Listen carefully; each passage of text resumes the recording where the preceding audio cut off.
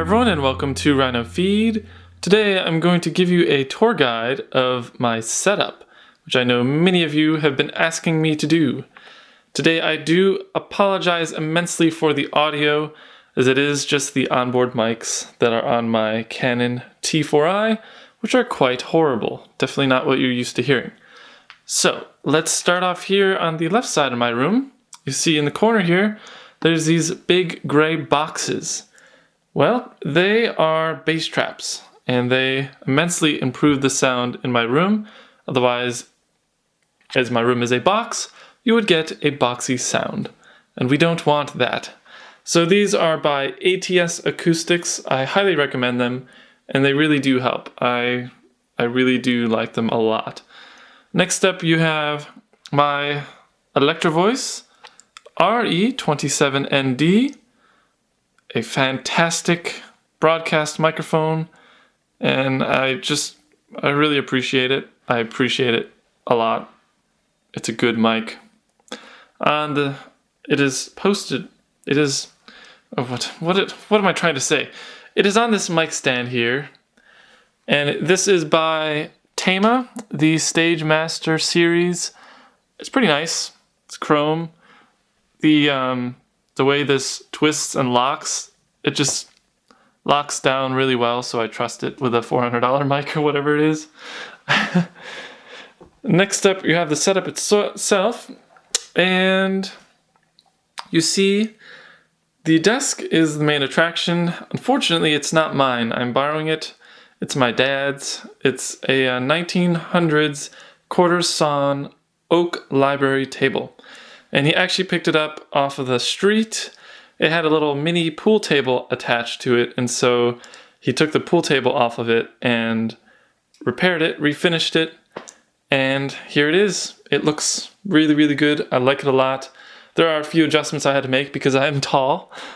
You can see I took the drawer out, and I added 1.5 inches of... I just use these little wood pieces to raise it off the ground a little bit more.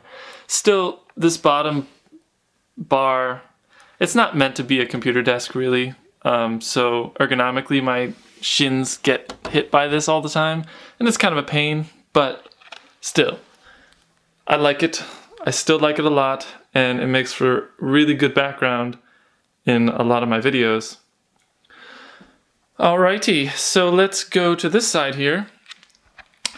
Well, this side, you have my Biodynamic DT990s, 600 ohm, open back headphones, a straight cable here coming off of them, and you can see that the straight cable is tied with a little Velcro wrap because it bothers me. I actually didn't get this idea until I was cleaning up tonight, so I'm glad I did this setup tour because otherwise I wouldn't have thought of that, to clean up the cable. It's going into this awesome little Sescom A/B switch. So to flip back and forth between my speakers, I just go click, click, and my speakers are plugged into the other side, and then coming from my audio box output, going directly into this I/O box. It's a little expensive, but well worth it for the convenience of not having to switch my cables around all the time when I want to switch between speakers and headphones. And my speakers here, these are the Creative SBS 380s. They were $30, and a lot of people kind of laugh because I have this really good setup, but these speakers are just, cheap speakers. But they sound surprisingly good for the money, and I bought them like 6 years ago, and I don't know. I really only use them for when people want to watch TV shows, or if I just don't want to wear headphones sometimes, like YouTube videos. So when I actually listen to music, generally I'm using my headphones anyway. It doesn't really matter. Then you have the Rhino here, which everybody likes. And I always have a 3.5mm to 1/4 inch adapter just because I don't want to lose it. And when I go downstairs into the recording studio, because I play drums, I use that and plug in my headphones. However, I actually have my 770 Pros down there in the studio, so it doesn't matter. But anyway, then you have my Pentel, dang it, I hate mispronouncing things. The Pentel JM20 Pullman, which is a plastic tip pen. Feels very similar to a felt tip pen, and I like it a lot. The way it writes has a very nice dark ink and looks good on paper. Haha, literally. Also, we have a MKC aluminum key puller, which I got off of Mass Drop. So that's pretty awesome. On the right side, we have my AudioBox 44 VSL and my Jomeek 3Q, which is a preamp, optical compressor, and equalizer. However, for me, I keep it super simple and just use the preamp on the Jomeek instead of the compressor and the equalizer. I like it a more natural sound, and then I just adjust the levels in post. Next, I have my Nexus 5 here on the desk, which is usually in my pocket or charging. Then on the desk, one of my recent videos, the Corsair MM200, kind of protects the desk from everything and looks pretty nice. And then my pride and joy, my Poker 2 with Cherry MX Reds. It's got the MKC aluminum case in granite color. Looks awesome. I love this thing. And then the keycaps are from Ivan on what's it called? Geekhack. He does group buys every so often. He's actually running one right now, but a different color, black on black PBT dye subs, which unfortunately you can't. The orders are now closed, but this was in round 2. I'll put a link in the description for you. They're really, really nice keycaps. I love them a lot. Also, I have my Logitech MX310, which is a mouse I bought it used because it's hard to get anymore. I had this mouse a long time ago, and I just can't find a mouse I quite like as much as it for some reason, so I'm trying different things. I picked up the Corsair M45, I think. It was on sale on Amazon for $33, so I'm going to try that out next. But for now, I'm using my old favorite. And then also, because the Poker doesn't have a keypad, I have the Keycool over here with the Cherry MX Clears. Fantastic little keypad, and I like it. Now, the last thing on my desk, which I didn't mention, is the monitor, which is the Asus PA248Q. Great monitor. Good color, contrast, all that good stuff. Underneath the desk, when my mic is not on the stand, I put it in this case right here. And also, I have my Canon battery charger just handily plugged in to this box here. I'm gonna bump up the ISO for you real quick. Alright, so this box, I plasta-dipped. It doesn't look that great on the edges, but when this is closed, it looks fine. It's from IKEA. It used to be white, and I plasta-dipped it gray to look nice. And basically, oh crap, I'm gonna end up breaking this cork. Basically, I have all of my cables jammed in there and tied down with some command little things. Anyway, it's a mess, but clean at the same time, and I kind of like it. Underneath there's the surge protector, which is the Belkin Conserve. It's actually got a little handy switch, so I can turn my monitor, speakers, pretty much everything off that I don't want to. The only thing that's plugged into the master outlet that doesn't turn off is my computer itself. And that's a little switch here. It's super handy. Bam. So I got a lamp back there that I turn on and off for a nice little reflection off the back wall. And everything else turns on and off. I don't know. I like it. Super handy. Next up, I have my little notebook here for random things. I have a USB card reader for reading cards. I have my Corsair 550D case, which my actual computer is a 3770K for the processor. a MSI 660 Ti, 32 gigs of Kingston memory, and the latest addition is the Corsair RM850, which is a power supply that is way overkill for my system, but it provides super silence. Unlike the people in my neighborhood that are constantly on four-wheelers or golf carts or whatever. Seriously. That was distracting. Anyway. So underneath my desk I have this little cable tray which doesn't seem to be doing much, but at least when you look underneath the desk it looks clean from the other side. It's also from IKEA, and then I use this tubing to kind of clean it up, except the tubing is too small to contain all the cables. And I switch things out, so it still ends up being a mess. Yep, that's how cables are. Also, on this side, I have a new stereo cabinet that I bought from Goodwill for like 10 bucks. And at the very top, I have my IBM M on display, and I have a little Rhino display of various plushies and other rhinos and stuff. It's kind of cool. I have on this side my screen cleaning cloth and cleaner, and then a bunch of ultra dusters and my unused Plastidip can back there. And then in this box I have a bunch of random stuff, mostly cables.